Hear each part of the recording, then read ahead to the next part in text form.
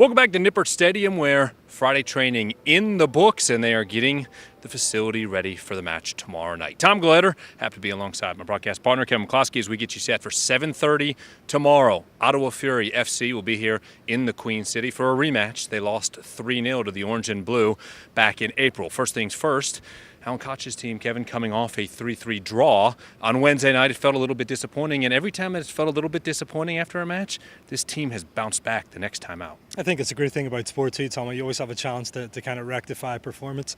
I think Wednesday's game certainly wasn't up to the standard that Alan expects, but you've got to look at the positive too. You know, they still went on the road, they got a point, still in first place, but I agree. I think they'll come back and it'll definitely be a much more convincing performance on Saturday night. And of course, Richie Ryan left that match in the second half, and when you look at the midfield, Alan Koch has options. If Richie's unable to go, and we'll await the official injury report from Aaron Powell, but if he's unable to go, there are options there to rotate around because they've done it all season.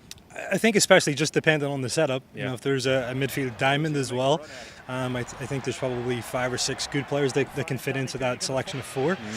So yeah, they're deep in midfield. I think it suits. I think it's the heartbeat of the team as well. And you know, I think Richie might be out on Saturday, and if that happens, I think they won't skip a beat. It was a 3-0 victory on April 28th in Ottawa. Of course, Kenny Walker had probably the best goal of the year in that match. Ottawa at the time was a club that was struggling.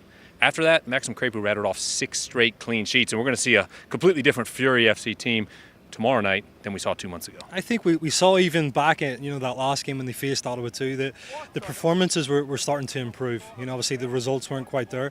Since then, the results have fallen their way from improved performances.